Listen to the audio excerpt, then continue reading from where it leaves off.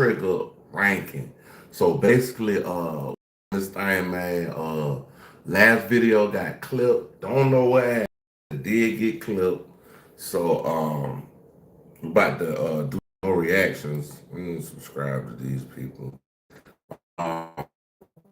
Wherever y'all coming in from, y'all coming in from, y'all tapping in from, city, state, sovereign, wherever y'all coming from, bro. Like y'all, you know, cafe. This video right here is called Celebrities Pulse, and we doing one about Umar Johnson. You know what I'm saying? We got to jump right back in the algorithm. We're doing one by Dr. Umar Johnson shot fans, launches OnlyFans and FDMG for sale. So let's just listen to what they're saying and see what happens and what is the results of this video and how factual they are. We ain't trying them or nothing like that, but let's just see what they got to say. Well, I'm going to talk about the offer to purchase the Frederick Douglass Marcus Garvey Academy. We received an offer to sell. Okay, so he finna sell the school, and that's him talking. So that's not hearsay. That's him on there talking. So let's get to it. Let's see what he's talking about. Hold on, we gotta hit that bomba. My bad, y'all. We gotta hit that bomba clot in here.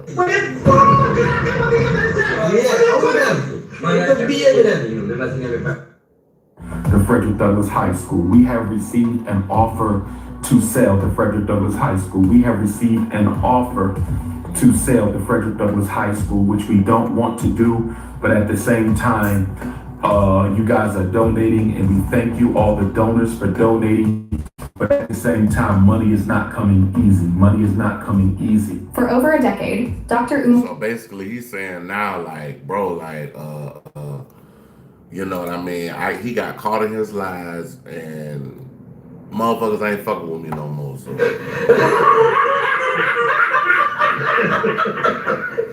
That's what had happened. Umar Johnson has styled himself as the Prince of Pan-Africanism, the voice that demanded loyalty, discipline, and financial sacrifice from his followers in the name of Black liberation. He is the fiery orator who could command a stage with his booming voice, the man who convinced thousands that he would build the Frederick Douglass Marcus Garvey Academy, FDMG, into the first independent academy for young Black boys. Dropped. Dr. Umar has officially launched an OnlyFans account. Brothers and sisters, yes, I started an OnlyFans page. OnlyFans/Tunde. I haven't added any content yet to the OnlyFans page.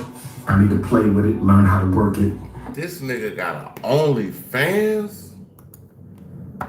Come on now, dog. Come on, man. It will be all political content, educational content. But I ain't gonna lie, I could get an OnlyFans and teach people how to make beats with it. So it's just, it's the type of, they got people with OnlyFans that cook, do artwork, paint, all kind of stuff. So just because you got OnlyFans don't mean that it has to be illicit or things that are on the lower level. You can also teach people on OnlyFans other things also. I think I'm going to load up heavily on Black parent content. Charging $111 per month, and at the same time revealed he has received an offer to sell $111 a month? FDMG Academy. Yes, you heard that right. The same man who swore he would never abandon the FDMG project, the same man who ridiculed hip-hop culture for chasing money over morals, is now monetizing through OnlyFans. And while he insists there will be no hanky-panky, and that his page will focus on political and parenting content, fans can't help but raise eyebrows. Because when ain't number two of y'all in here, run the lights up. Come on, man. Come on now, dog. Run the lights up. Come on, you combine that with the revelation that he's considering selling the FDMG property, the whispers in the streets just got a lot louder. The announcement set social media ablaze. On Instagram and Twitter, people laughed, dragged, and debated. Supporters said, at least he's trying to raise money for the school. Critics shouted, "This is final proof he never had a plan." And somewhere in between, donors who had given their hard-earned money. I think as smart as people view Umar Johnson and I said as smart as they view him. I didn't say he was smart, but I'm just saying as smart as they view him. I think people, try to give him the benefit of the doubt. People, they were donating to the school. They thought the school was going to open. There were promises and promises and promises. He sounded like Young Thug when he was sitting in the interrogation room and he said, "We're going to make a promise." That's what Young Thug told the police in the interrogation room. So, boom. He made promises about the school. I don't fault anybody for donating to Umar Johnson's school. I feel like Umar Johnson's school was something that was supposed to propel young black boys and things of that nature. But if you know anything about the law, if you know anything about the case Brown versus Board of Education, it's no way you could segregate a school to only young black boys. You would have to include everybody in that school. It would only take one white family to have their son try to go to that school and Dr. Umar tell them no, and then once Dr. Umar tell them no, guess what's gonna happen? They're gonna sue the hell out of them. And they damn near might own the school, so yeah. For years sat in silence, wondering if their sacrifices were all for nothing. The blog where Dr. Umar spilled this tea was pure chaos wrapped in bravado. He started, as always, with his trademark chant, "Peace and Black Power, Family." He called himself the King Kong of consciousness, the #1 requested scholar in the world, reminding his haters that he was still on top. But then came the bombshell. "Yes, I started an OnlyFans page." He stressed that it would not be below the belt nonsense, but rather a platform. But this man starting an OnlyFans page, it's just gonna raise eyebrows. Like, bro, Dr. Umar need to really just get a job in a school, work, and save his money and invest it, make it grow, and then have a lump sum to actually just buy a school out, have it outright where he's able to pay the workers that are in the school. Because if you think about it, if you have 10 teachers, each one of those teachers at the minimum would make $50,000 a year. So 10 times 50,000, that's 500,000, not just for the school, that's just for paying the actual teachers. You got to worry about the lunch lady. You got to worry about the janitors. I mean, the upkeep, just everything in the school. Like, a school is something that's gonna keep consuming money. But see, the thing about Umar Johnson, he doesn't want help from the government. And that's the thing that is really making him obsolete as far as a person that would want to start in a school. And then the next thing that's gonna make it obsolete for him is he doesn't know the structure of the way law is. Law is, bro, you can't tell a white family that they child can't come up in this school, bro. Form for educational content. Still, no matter how much he tried to reframe it, fans couldn't ignore the irony. $111 a month. That's what he's asking. In a world where millions of people are paying $4.99 or $9.99 for content from creators, Dr. Umar slapped on triple digits and claimed the number was spiritual. To some, it was genius marketing. I thought about that. Like, where did the $111 come from? 111. Where did that come from? Like what? Marketing. To others, it was exploitation. But the real sting wasn't the OnlyFans. It was the next part of his confession. Dr. Umar revealed that he has received an official purchase offer for the FDMG campus, the very heart of his movement. He admitted he doesn't want to sell, but confessed the money could put him in a very comfortable position. With those words, the mask slipped. So I'm still trying to figure out where the $1.6 million went. Like, you paid 400K for the school. You still got 1.2 left. I'm not counting this man pockets, but what I'm saying is, bro, you able to go to Japan, Italy, Germany, all these other places and do your little speeches and all that. But where is the money that these hardworking people attributed to you and your dream and their dream together of a black school for boys? Like, I don't get that one. Because if the man who told donors to sacrifice Starbucks coffee and vacations for the sake of the school is now entertaining selling it all together, then what does that say about everything built up to this point? In his own words, he floated the possibility of taking the money and moving to a smaller school in Detroit, Chicago, Baltimore, Houston, or even Africa. Imagine that. 10 years of donations, endless speeches, and countless promises about Delaware suddenly shifting to another city. For supporters in Wilmington who believed they were building a local legacy, this felt like betrayal. For critics, it was the smoking gun. Dr. Umar doubled down though. He framed it as a test of loyalty. If we hold on to the Douglas building, how long is it going to take y'all to raise $1 million to renovate it? He challenged donors to keep giving or face the reality that the property might be sold. In other words, the fate of FDMG wasn't in his hands, in theirs. This sparked immediate outrage.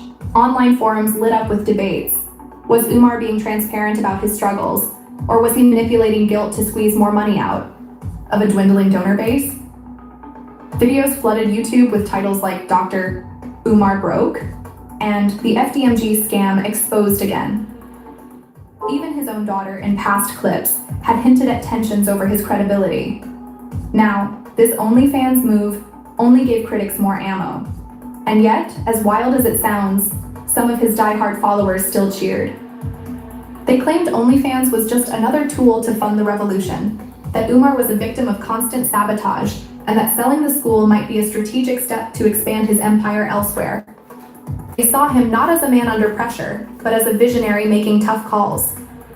But let's be real, nothing about this feels like strength. It feels like desperation. A man once hailed as the uncompromising Pan-African general is now cornered, juggling donations, clinging to PayPal and Cash App shoutouts, and turning to OnlyFans as a lifeline. His booming speeches about discipline and sacrifice now echo hollow when paired with pleas for subscribers at $111 a month. And in true Umar fashion, he couldn't resist adding another bizarre twist. Not only is he pushing OnlyFans and weighing whether to sell FDMG, but he also announced he is searching for a female partner, not a wife, but a stage partner, to match his energy on the lecture circuit. His requirements? She must be his twin in every way, He said she must be twin. This man said that the woman that's supposed to be up there selling dreams, hoop dreams, gonna have to be his twin. So I don't know how y'all feel about that, man. How y'all feel about this whole twin thing? Umar, he talking about he want twin to be up there with him. So I don't know. Let's figure this out, bro. Let's see what's going on. hard Pan-African nationalist, loyal to the movement, and absolutely cut off from any association with haters. To critics, this sounded like ego disguised as revolution. To supporters, it was just Umar being Umar, dramatic, eccentric, and uncompromising. This is where the tension becomes undeniable. On one side, there's the image of Dr. Umar as the uncompromising leader of a liberation movement, raising money for an academy that was supposed to be a game changer. I feel like Umar, what he was trying to do was a great mission.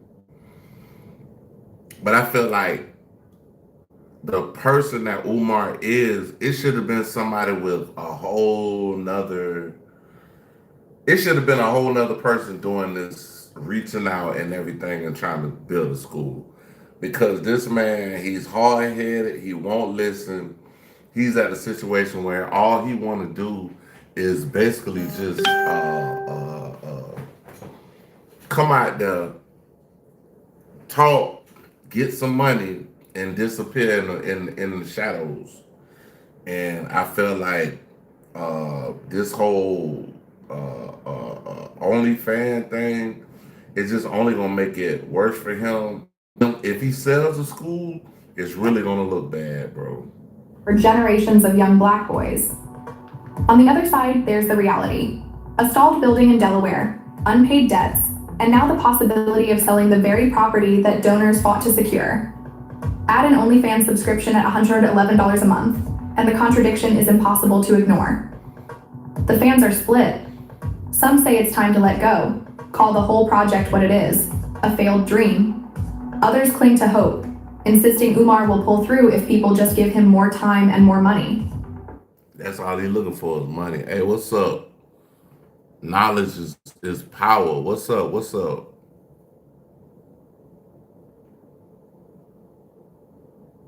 Knowledge is power. What's happening? Knowledge is power. Let's give him a little shout out, man. Like, we're gonna ring the bell for you. Appreciate you for popping in with us, brother. We sitting in here talking about, the Umar Johnson thing. It's a new twist to it. It's almost like the Young Thug thing. It's a twist to it every day, every week. It's something new. But like I say, shout out to Knowledge is Power, man. Appreciate you for checking us out, big dog. But one thing's for sure, the aura of invincibility around Dr. Umar Johnson has cracked.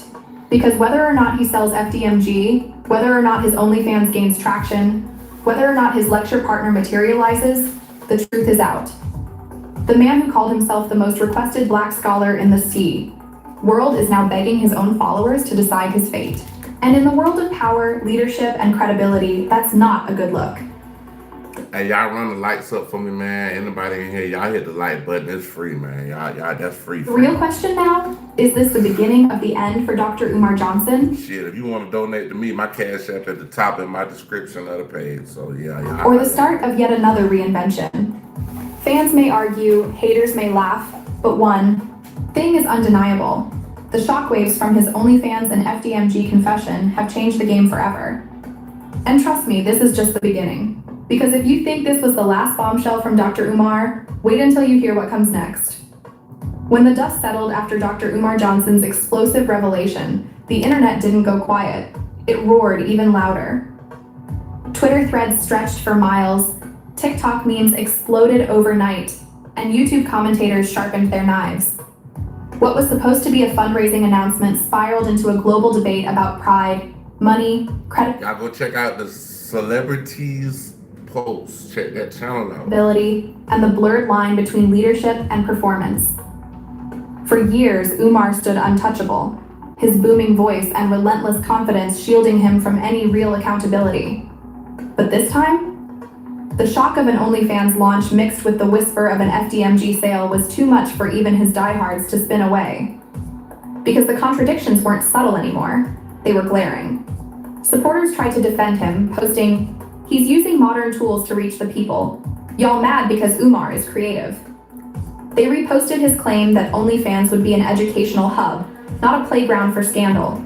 But I might get on here later and I might make some beats on live from scratch just to show y'all what I be doing here besides my these YouTube videos and things of that nature. I might get on here and make a beat straight off of scratch, you know what I'm saying? But until then, we're gonna listen to this. let's be honest, when people hear OnlyFans, they don't think of political lectures or parenting advice. They think of something else entirely. And that was the first crack in the illusion. Meanwhile, critics were merciless. One viral tweet read, 10 years of donations, and this man gives you an OnlyFans subscription instead of a school bell. Another skit mocked him, showing a fake Umar yelling peace and black power, while holding a ring light and uploading exclusive content to his subscribers. But the bigger wound came from his confession about FDMG. Umar's exact words replayed across every blog and podcast. We received an offer to sell the Frederick Douglass High School. We don't want to, but it would put us in a very comfortable position. Comfortable. That word echoed. Because for the donors who sacrificed rent money, skipped meals, and emptied savings to help fund his vision, The thought And of that's sad, bro. Like it's almost like the Pied Piper. It's almost like he like basically just playing his little flute, and he stringing all these people along. And at the end of the day, he knew that he wasn't gonna actually open this school. And the craziest thing is, he bought the school years ago. I'm talking about years ago. The school ain't open. Now he talking about he gonna sell the school. Come on, bro. Like, you gonna sell the school now? Stop the cap. No boys. Umar selling the campus for his own comfort felt like betrayal. And the contradictions only deepened. One moment, Umar was shouting that the FDMG building must be preserved at all costs. The next, he floated the idea of moving the project to Baltimore, Chicago, or even Africa. To many, this sounded less like strategy and more like desperation. Even if he, okay, so let me not jump the gun on that. Anywhere in America, he can't open this school for just black boys, because like even in Atlanta, we got an all girls school right now in Atlanta. It's an all girls school. It's mostly black girls that go to the school, but they cannot reject any other races of people because of the Brown versus Board education. Um, Africa, he might be able to pull that off in Africa. He might be able to. He might be able to slither through the woods with that in Africa. He might be able to do that in Africa, but nowhere in America is he gonna be able to have a school for only black boys. So what if a child is mixed like Obama? The mother is white and the father is black. Can the child not go to the school like that? Like, we gotta answer. We How gotta can a ask leader all who these preached questions. stability and vision now speak like a man ready to pack up and run? The fallout spread fast. Longtime donors went live on Instagram, showing receipts of contributions from as far back as 2014, furious that the project had yet to open. One woman sobbed on camera. "I believed in him. I believed this was for the boys in my community. Now he's talking about selling the dream we built together? Nah, I can't forgive that." At the same time, Umar doubled down on his call for donations. He repeated his mantras: "Get on your Cash App, family, $FDMG school. Get on your PayPal, brothers and sisters. Mail in your checks." The urgency in his tone was undeniable. But here's the thing. The more he begged, the weaker he looked. The great orator who once made audiences cry with passion now looked like a hustler cornered by his own promises. Then came another twist, the search for a female lecture partner. Umar declared he wanted a woman to join him on stage, his twin, in every way. What's up, A revolutionary twin? What's up, counterpart to twin? balance his masculine energy. He specified she couldn't be connected to any haters, couldn't socialize with Bruh. He want a woman to be on stage with him, and he gonna call her twin. Stop the cap. No and had to boys. be diehard Pan-Africanist to the core. On the surface, it sounded like a call for unity, but fans weren't fooled. To many, it sounded like a vanity project, another distraction from the real issue. The FDMG building still sat unopened, crumbling in Delaware. Some women stepped forward, submitting clips of themselves speaking passionately about Pan-Africanism. Others mocked the announcement, saying, "So instead of a school, we're auditioning for Umar's sidekick position now?" Wow. Memes flooded timelines, one showing Umar holding a giant casting call flyer with the words, "Now hiring, Dr. Umar's female twin, school not included." But as ridiculous as it all seemed, the drama masked something darker, the money problem. Umar admitted openly that donations had slowed. After 10 years of promises, people were tired. They wanted results, not more speeches. The fact that he even considered selling the property was proof that the pressure was crushing him. And once word spread that Delaware authorities might auction the school for unpaid taxes and utilities, the whispers grew into roars. Was this always a scam? Was this The conversations a scam? turned ugly. These are questions that people are asking. The people that are donating, people that stopped donating and stopped giving him funds, to keep going and running with this lie. Like, was this a scam the whole time? Like, bro, was this shit a scam, bit dog? Like, what you got going on, bro? Umar, what you got going on, bit dog? Critics resurfaced old clips of Umar boasting that he didn't need anyone's help, that he was the most requested scholar of his race, that he was the King Kong of consciousness. Those same clips were now paired with footage of him begging for donations and subscribers, turning his once fearsome reputation into meme fodder. Still, Umar played his role to perfection. In live streams, he kept his energy sky high, blasting at haters, praising his African donors from Ghana, Nigeria, and Kenya, and promising that the dream was still alive. And the craziest thing, a lot of these people from these other countries, like these African countries, they're probably not as in tune or tapped in. I'm sure they are now, because all of this information has come out about Umar. He got like 1 billion videos on YouTube about the guy. But back then, they probably was giving him hella bread, bro. Hella bread for the school that ain't gonna open. He painted himself as a victim of betrayal, sabotage, and jealousy. And in some corners, it worked. Loyalists flooded his Cash App with small donations, their faith unshaken. But here's the catch. Hey man, y'all hit that like button. Come on now, dog. Come Hit the on, like man. button, man. Hit the like button, bro. Alright. Faith doesn't build schools, money does. And the $1 million question remained. Would Umar actually sell FDMG if the donations didn't come through? His vague answers kept everyone guessing, fueling more speculation, more drama, and more division. Behind the noise, the real issue was staring everyone in the face. 10 years, endless fundraising, and still no students in classrooms. The FDMG property stood as a monument not to Pan-African triumph, but to unfulfilled promises. And now, with Umar flirting with OnlyFans and dangling the idea of selling the building, the once sacred symbol of Black independence risked becoming nothing more than a punchline. Yet, there was one thing nobody could deny. Umar knew how to control the spotlight. Every outrageous twist kept him trending, kept his name alive, and kept the donations trickling in. So I feel like this basically, he just gonna keep it's called fleecing.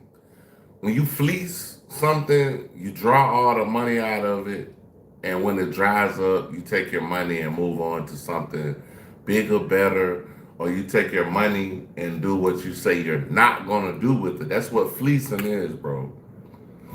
Because whether you loved him or hated him, you couldn't look away. That's the genius and the curse of Dr. Umar Johnson. The story was no longer just about a school. It was about credibility, ego, and survival. Could Umar pull off another reinvention and silence his critics? Or was this the slow unraveling of a man who once promised to build an empire, but instead built an endless cycle of controversy? One thing's certain, with the OnlyFans bombshell and He built the endless cycle of begging. That's what that was. Like, you beg. Why you begging, bro? Come on now, dog.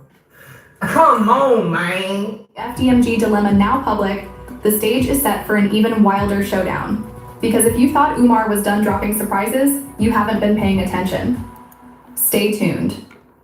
The next chapter promises to be even more explosive. By the time the third wave of reactions hit, the story of Dr. Umar Johnson had left the lane of ordinary controversy and driven straight into legend. This wasn't just gossip, it was a cultural event. People weren't just debating whether Umar should sell FDMG or keep begging for donations. They were asking bigger questions. What happens when a leader builds a movement on charisma but can't deliver results? And how far can faith stretch before it finally snaps? The whispers about an auction grew louder. Delaware residents began posting photos of the FDMG campus, boarded windows, chipped paint, weeds sprouting through the pavement. For years, Umar had painted it as a sacred fortress of Pan-African power, but in reality, it looked like an abandoned relic. Word spread that unpaid bills and fees could put the property on the state's chopping block. Suddenly, the dream of black independence was facing foreclosure. Umar's response? I'm gonna tell y'all what's crazy is in America, this is the wildest thing in America. So in America, you can own your house, pay it for cash. You paid everything off. Every year, you have to pay taxes on your house. And if you don't pay them taxes, I don't give a damn if you paid $100 million for your house.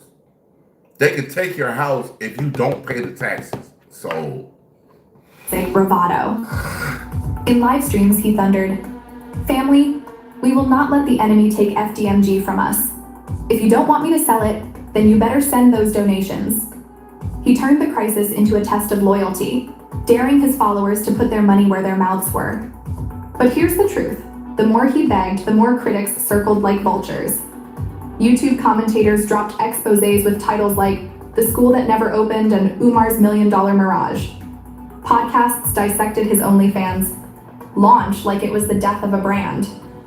Even mainstream... I ain't gonna lie. The way this Umar shit going, I have never seen this movie, but the title of the movie reminds me of Umar Johnson. I think it was Jim Carrey came out with a movie called Lemony Snicket, a series of unfortunate events. That's what this shit looked like. Lemony Snicket, bro. Like, okay, let's keep going, y'all. I'm sorry. Media began sniffing around, curious about the preacher-turned-influencer who demanded $111 subscriptions while juggling the potential sale of a failing academy. And through it all, Umar kept spinning. He boasted about donors from Africa, shouted out names from Nigeria to Ghana, and reminded his audience that he was still the King Kong of consciousness. But the cracks in his empire were impossible to hide. Because while he ranted, the world saw reality. No students, no staff, no classrooms, just empty promises. Then came the split among his supporters. On one side were the diehards, loyal to the end. They argued that enemies had sabotaged the school, that government red tape was blocking progress, and that Umar was fighting forces bigger than himself. To them, sending another $20 was not just a donation, it was a revolutionary act. On the other side were the disillusioned. Former donors who once defended him now called him out directly. One woman went live, waving old receipts. "I sent this man $500 back in 2017. My son is grown. Now, where's the school he promised?" Her video went viral, fueling even more doubt. The drama reached a fever pitch when Umar doubled down on his OnlyFans. He insisted the platform would host lectures for Black parents, strategies for education, and exclusive content you couldn't get anywhere else. But the price tag, $111 a month, was roasted mercilessly. Memes compared it to Netflix, Hulu, and Disney Plus combined, mocking Umar for charging luxury prices without delivering luxury results. And yet, in a strange... That's another thing. If you don't have results, like this one thing I want to tell y'all.